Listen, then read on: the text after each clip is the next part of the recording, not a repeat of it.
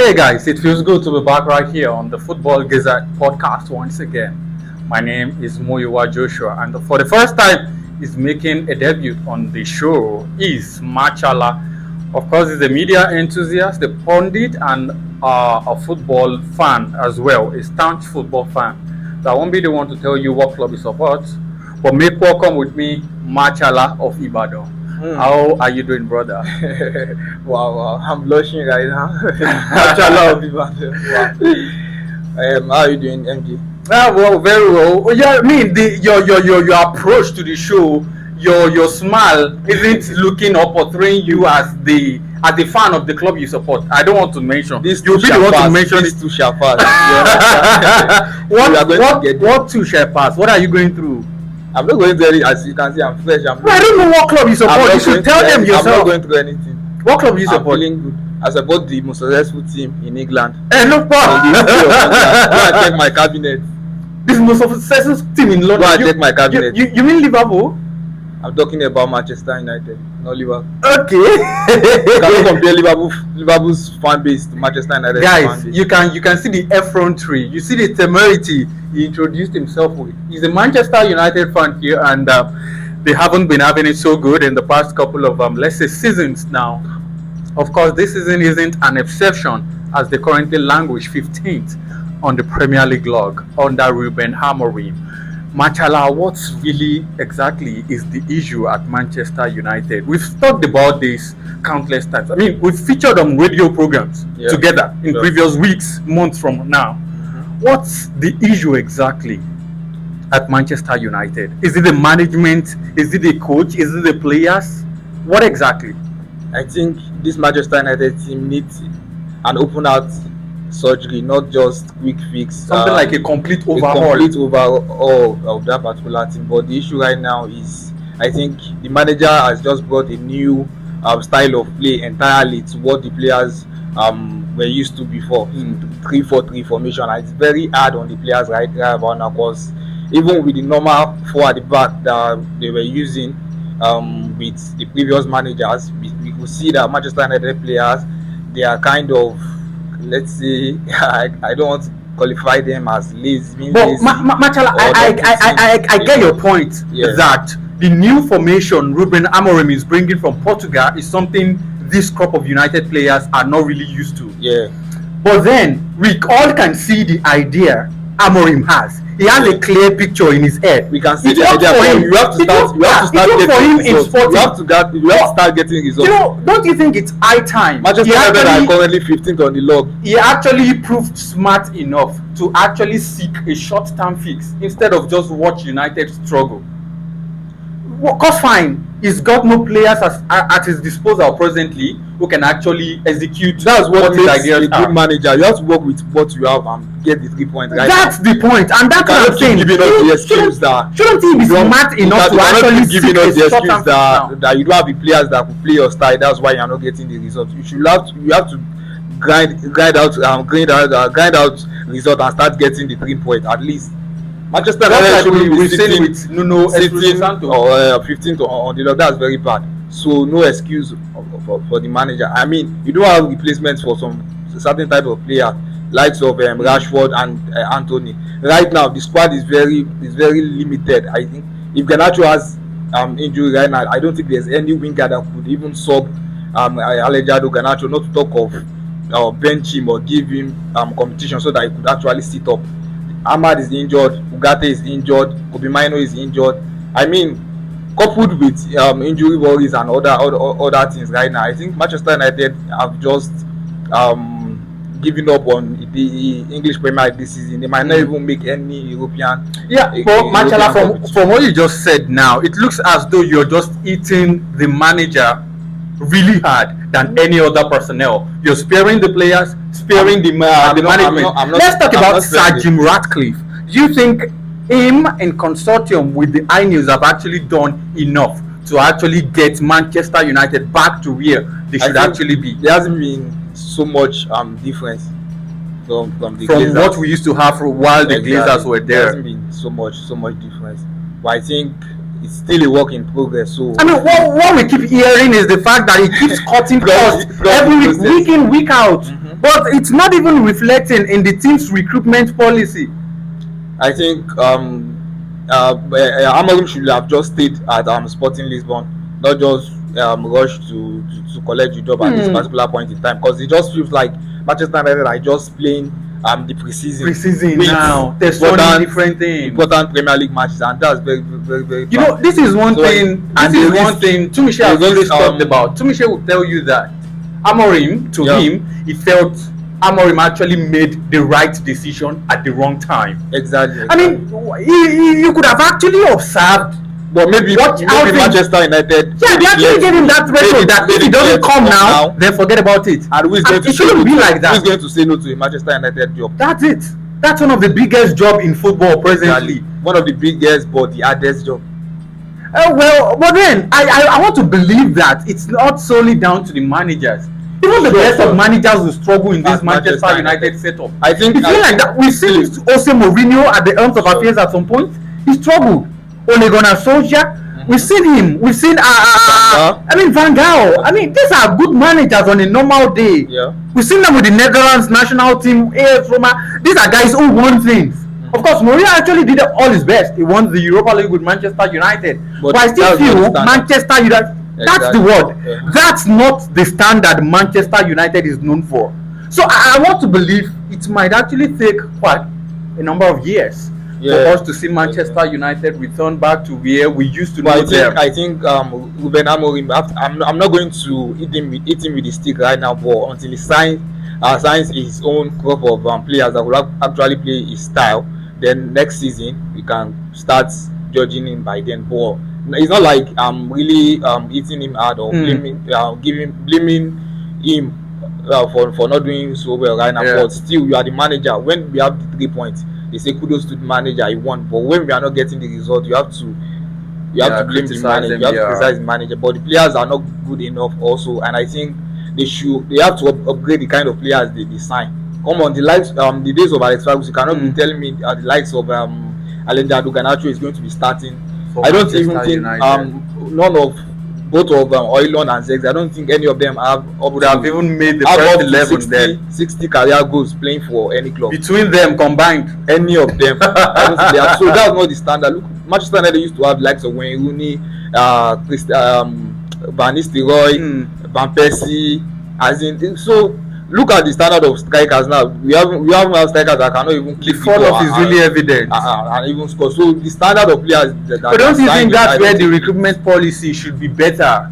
I mean, those who are the help of recruiting players, they wanted to change the approach to signing players, because they signed we remember when they signed the likes of Alexis Sanchez. He struggled at Manchester United and he was a proven EPL winger. So for me, I think they should sign more established and experienced players. Well, Marcella, away from what's going on at Old Trafford now because of our time, which is running so fast. As a Manchester United fan, what's the feeling this period like for you? I just want to know your honest assessment as a fan. How confident you are always going out? How do you feel being a Manchester United fan? The 15th position. I mean, most successful club in the Premier League. We will relegate. You are going to survive. So that's your take home. So before your arrival, we're saying something about Manchester United. As a matter of fact, we've actually touched major areas. Okay. We talked about the owners, Sir Jim Ratcliffe, the Ineos, Ruben Amorim, and certain players. How each of them has been a partaker of the current situation in which Manchester United found themselves. All right. Of course, it's really a sad one for you. Why? I mean, you know, it's a sad one. Guys. So you can't use the adjective for why you say sad one. No. Guys, you know what? It's a bad one. When I in one of your VNs, in one of Victor's VNs, which one? I remembered in one of your voice notes. I remembered you actually said, why is it every time Manchester United is going through is going through a lot? You guys used to bring me to this show. Honestly, I need an answer to that question. Why do you say that when man you get problems? Well, let's just say fate always has it that way. No, why did fate not bring me to this? Why when you want? Now that I love you know, it's really sad. How are you coping? 15th position. I mean, I mean, this is like the lowest of the lows in recent times for Manchester United. Chelsea has been there before, so No, let's not talk about Chelsea yet. Let's talk about Manchester United. For reference sake, no. I can't talk about Manchester United being in the 15th position without making reference To to Chelsea. Chelsea. They have been there before. Okay. And of course, they didn't end up there. I think Chelsea eventually made it to the top 10 that season. Yeah. So, but for Man United to be there, I think we still have about 12 games left in the season. I think this is match week 26 now, so we still have about 12 left, maybe 26 or 27, not so sure. But of course, I believe that you see, Manchester United's problem is at this point it is undefined. It is now we don't know what the problem is, honestly, because the last game we lost against Tottenham Hotspur. I think this is the first time Tottenham is doing a double over United since the 1980s. This is the very first time. And in the Premier League for the first time ever. Oh, imagine that. So that's a very, very heart-wrenching record to start with. So, away from that, I feel like United's problem is transmogrifying into different, I don't know. It feels like it's getting better. You can't just get a hand on it, like you can't place a It finger. feels like it's getting better, but then all of a sudden there is like a sudden decay, like a pull down. Like it's almost as if the whole thing is scattering in our faces, and there is nothing we can do about it. Now, even Amorim said a lot of things are happening at the club, but then he said and he used the phrase. Do you think Amorim could have been responsible for that relapse you talked about? I don't think so. I think the only team where a coach should probably be, held culpable for the decline in the players' performance would be Chelsea. I'll still come back to that. There's a reason why I said. Yeah, we're coming to Chelsea much later. For Man United, Chelsea fans can be sure about that. Man United, we thought it was the players that were not giving us the good and the right attitude. We thought we had some players that we needed to let go, so that we have other players that can play the style of the coach that we have now. We let go of a certain Rashford. We let go of a certain Anthony Martial. What was his name now? Anthony, the dancer, like we like to call him, the Man United fans. But after the exit of these two men, it's almost as if nothing has really changed. A certain Bruno has been very impressive for me in the most recent weeks. It's been very impressive for me personally. Maybe some Man United fans. Well, personally, I feel he's still not doing enough. Like we discussed sometimes. Okay, but then I feel like away from all these individual players that we have called, that we have mentioned and all that, the class of players at Manchester United is not enough for the kind of club that it is. At this point in time, I feel like that's the big problem. These players are having to do things that are bigger than them. Man United as a whole is what's the word now? And I think that boils down to the recruitment policy. Exactly. Now getting 18-year-old, 19-year-old in the market. That is not the Man So United. Marcella was here earlier, and he made mention of the fact that in those days of Sir Alex Ferguson, where Manchester United had the likes of Wayne Rooney on their books, Cristiano Ronaldo, Alejandro Garnacho would never come close to starting. I mean, we had for United. Chicharito then as well. But then now the truth is, if you look at the Premier League during those times and the Premier League now, it's quite different. Of course. Now, Man United was a household name. It's still a household name, but then, of course, struggling to stay relevant in the house at the moment. But now in the Premier League, I mean, we have a certain Nottingham Forest in the top 5. We have a certain, what's the word now? Southampton, even still struggling, but then still causing problems for some big teams as well. Yeah, exactly. We have a certain Newcastle, who was causing problems and, of course, has been put back in his position. But let's talk about Chelsea, who defeated Chelsea in the space twice. We have a certain Tottenham that defeated Manchester City as well. But then of course they still struggle with some big teams. So a lot has really changed. A lot has in the Premier League over the years in the Premier League. It's like a league that you cannot predict. And if you are playing a league where you cannot predict, you need to have players that you can rely on, players that can do the work for you. But of course, I feel like the class of players at Man United is the problem. We need players that know what it takes to be responsible for delivering results every week. You can't rely on the likes of what's his name now? I don't even know the name of the players anymore. Ahmad. It's certain Ahmad Diaz. He's now had injured. You can't rely on him. It's a certain Kobe Mino as well. It's certain Casemiro still at that club, and so many other players. 2025. Still plays Casemiro for is Manchester still playing United. as a defensive midfielder for a certain Man United in the Premier League. Maybe have the likes of Moise Caicedo for Chelsea, and so many other players like that have something to deliver, that know what it takes to carry the the weight of a club on their shoulders. Casemiro is done and dusted. We know we're not relying on him again, but why is he still on the payroll of Man United? Let these players go and recruit people that know what it takes. Well, Victor, let's flash back to the Christmas Eve of 2024, where we saw Chelsea actually thrilling to Liverpool by a couple of points. But now this is February 2025. I feel Chelsea's fall off hasn't spoken enough. Well, I'm going to speak very extensively about this because I've been waiting for this question. Now, I feel like Chelsea's problem is homemade. Now, I feel like the decline for Chelsea started when Maresca made the statement, "We are not in the title race." But what does that even have to do with anything? A whole lot. Now, football is a game of the mind. You mean the psyche? Football is a physical game, yes, the very first. But then it's also a game of the mind. You agree with me if you're playing street football, if you're playing, no matter what the sport is, if your opponent manages to get in your head, or manages to set some, negative thoughts in your mind, of course, it demoralizes you to an extent if you're not careful. And that's why we see managers playing mind games Exactly. to match I mean, a certain Pep Guardiola is a master at that. But then now, the coach of Chelsea, Maresca, saying publicly, "We are not in the title race." I feel like he just gave the players some, sense of belief that, okay, let's just gloss through the league. Let's just, let's just exist. Let's just manage to stay afloat. We're not going to go down, but we're not going to struggle for the top. Let's just remain somewhere and just make sure that we stay relevant this season.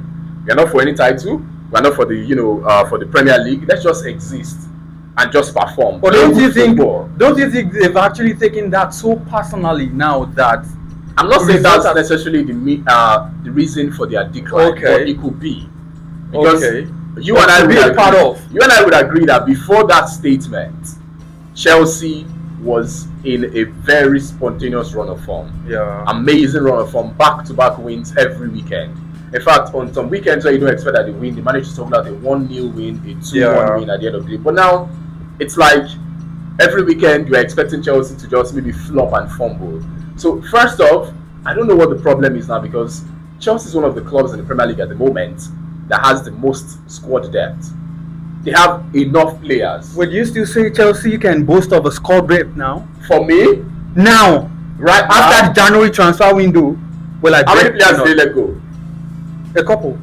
How many players are still there? Well, it has nothing to do with the numbers of players. What quality do they possess? So it's the quality we are looking at now. Yeah, it's the quality now. Anymore. Yeah, the quality was there before.